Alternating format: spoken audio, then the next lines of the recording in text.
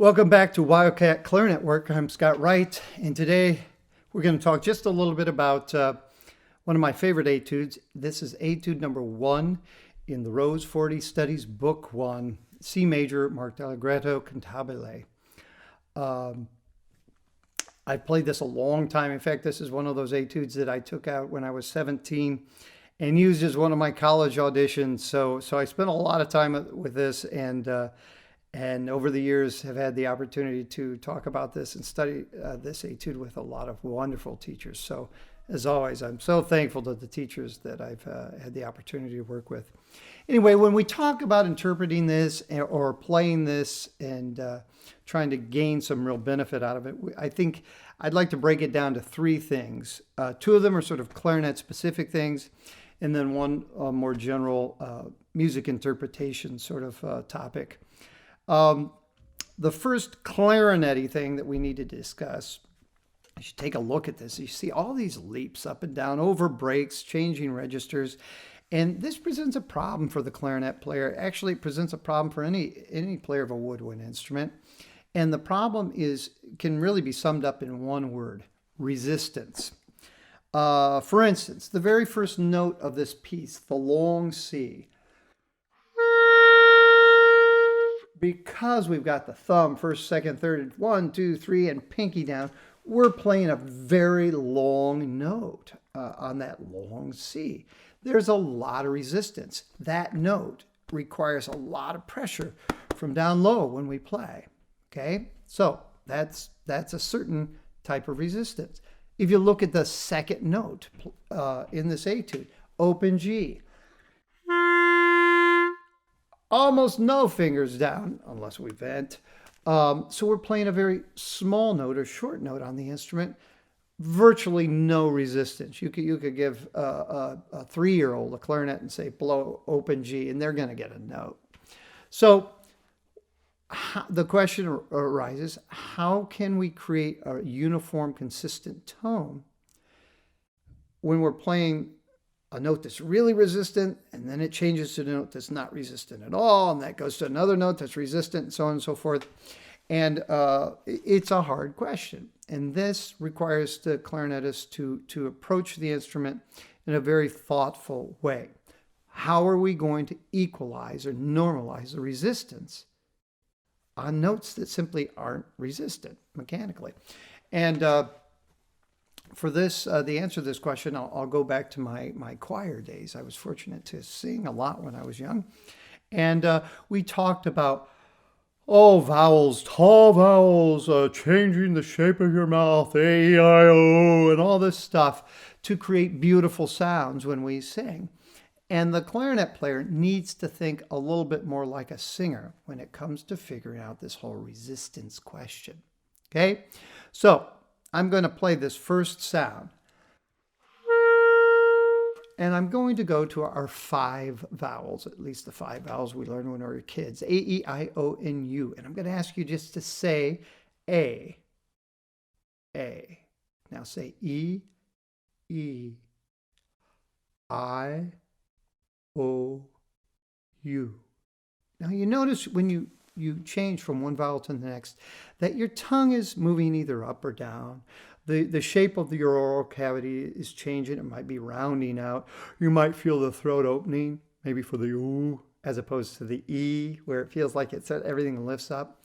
Each one of those changes, those physical changes, is going to create a different space inside your mouth. And that, along with whether you're pushing air faster or slower, is going to help change the resistance. So I like to have my students, and I like to use it as an exercise myself.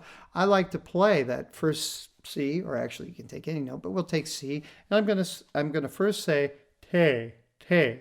Now I'm going to try to blow that with a te sort of setup. Now I'm going to go to T, T, and I'm going to hear and feel the change. I'm going to go to tie, tie. I'm going to go to toe, toe. And finally, I'm going to end up with a tu. Now, I could obviously feel the instrument respond differently, but you could hear a color change, and you could very, very easily hear a pitch change. And those are the three elements when we're talking about resistance that we always have to balance as clarinet players.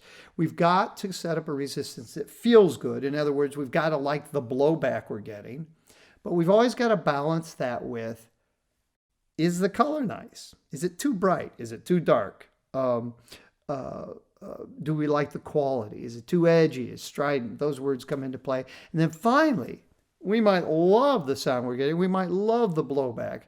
But if it just is too flat, or if it's just too sharp, then we've got to throw that out. So those three things, when we talk about resistance, are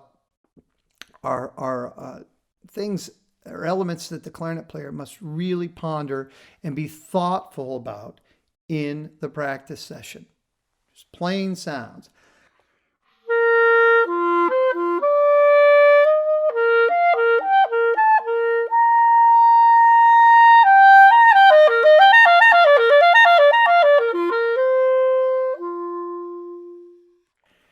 And trying to come up with a setup that normalizes or equalizes or makes more consistent the tone quality, the intonation, and the resistance. Now you might be saying, wait a second, you mean on every note I'm going to micromanage it? I got to be thinking about every single note? And to a certain degree, especially when you're a young student, yes, that's exactly what I'm saying. So you play a long C and you're going to be thinking about this setup. And as you go to open G, you might have to adjust slightly to get the color or the intonation you want. As you go back up to the D, and so on and so forth.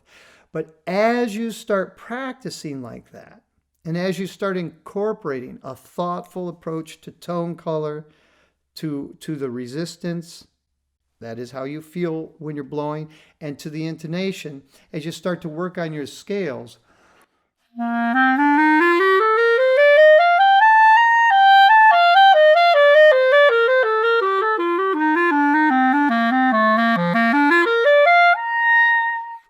and as you start to practice thoughtfully, day by day, and week by week, and month by month, what happens is you no longer are thinking necessarily on a cognitive level. It's just the way you play the instrument.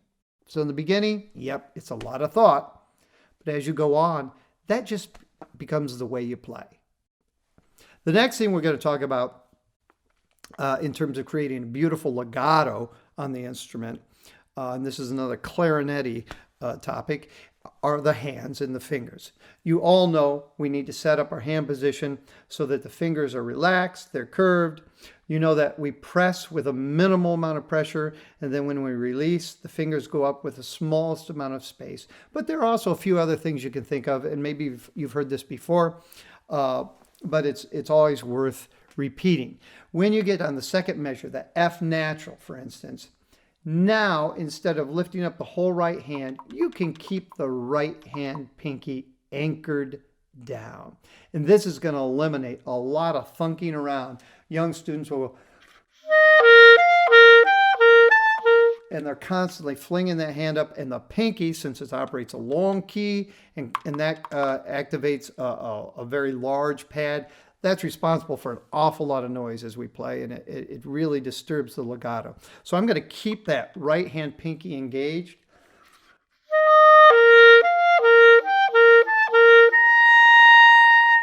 And that already gets rid of a lot of the sound.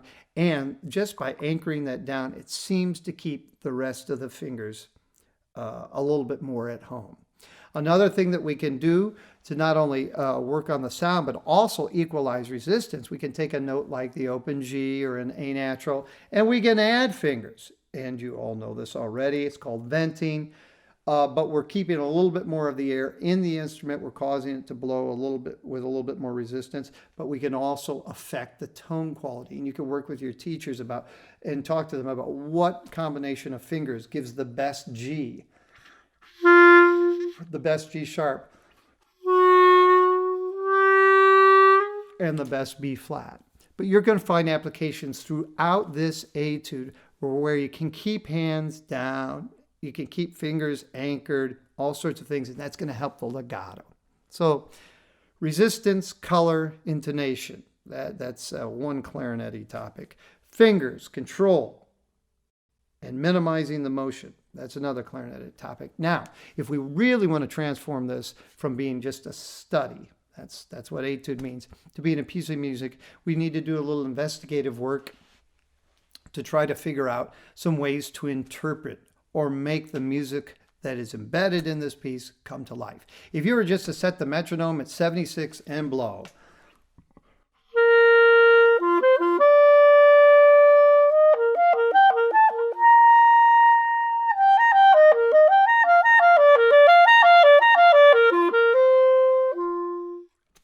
I guess you could do that. At the end of the day, you say, okay, I'm making great progress as a clarinetist. But as a musician, you want to start looking for some of the clues that the composer left behind that give you an idea of how they might like some of these lines shaped. Okay? And this is another spot for you to work with your band director, your private teacher.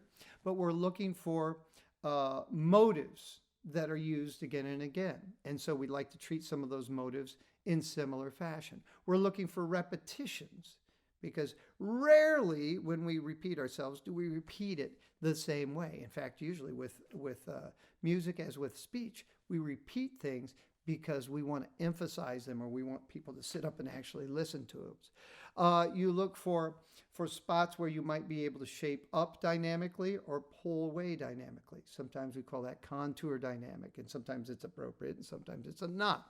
And we're also looking for places where the music suggests harmonically that there might be a little bit of agitation coming into the play.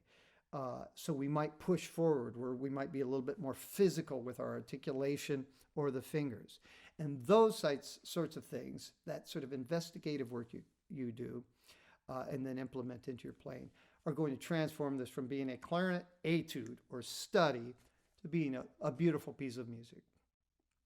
So I hope those things are helpful. I'll try to play it now.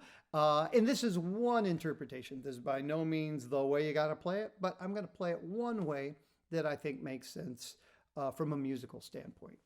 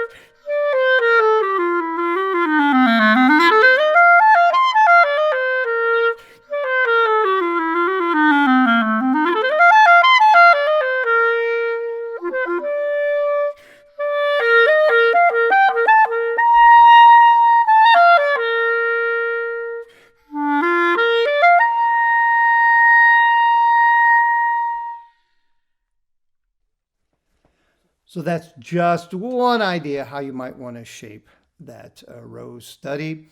So first two things, work on finding a resistance that creates a beautiful uniform sound throughout the range of the instrument, one that plays in tune. Next, work on creating a really legato hand so that you can play these lines in a just an absolutely fluid, almost liquid style. And then do some study and talk to your teacher and see if you can start figuring out what exactly the composer wants out of this movement and how you might bring your own unique perspective to bear so that you create something that's not only correct and authentic, but might be truly unique and creative to your musical heart and mind. Hope this has been helpful. Now, go practice.